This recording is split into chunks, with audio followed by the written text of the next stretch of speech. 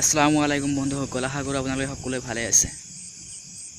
এয়া যে চন্দ্ৰগ্ৰহণ আৰু সূৰ্যগ্ৰহণ, এই চন্দ্ৰগ্ৰহণ আৰু সূৰ্যগ্ৰহণ আচলতে আল্লাহৰ ক্ষমতা কিমান ডাঙৰ তাৰে এটা সৰু নিদৰ্শন আল্লাহে দেখুৱাই দিয়ে।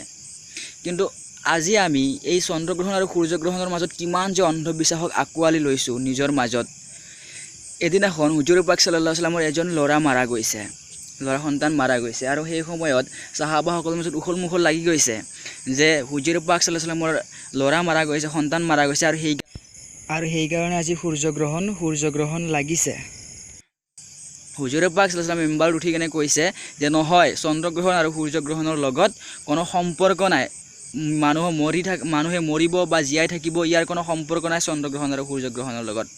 আজি আমাৰ গাঁৱত প্ৰচলিত এটা অন্ধবিশ্বাস কি যে গৰ্ভৱতী মহিলাসকল যে আছে সেইসকলে চন্দ্ৰগ্ৰহণ লগাৰ সময়ত কোনো বস্তু কাটিব নাপায়, চন্দ্ৰগ্ৰহণ সূৰ্যগ্ৰহণ লাগি থকাৰ সময়ত কোনো কাম বন কৰিব নাপায়।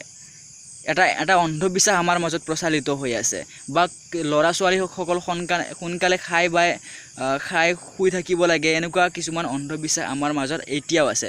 কিন্তু হাদিছৰ দ্বাৰা বা হাদিছ ও কোৰাণৰ দ্বাৰা কোনো সহি হাদিছ আৰু কোৰাণৰ দ্বাৰা কোনো এতিয়ালৈকে প্ৰমাণ পোৱা যোৱা নাই, নাইবা কোনো আলিমৰ মুখতো আমি শুনা নাই যে চন্দ্ৰগ্ৰহণ আৰু সূৰ্যগ্ৰহণ লাগিলে যে গৰ্ভৱতী মহিলাসকলে বস্তু কাটিব নালাগে, চব্জি কাটিব নালাগে, বাহিৰত ওলাব নালাগে, শুই থাকিব নালাগে,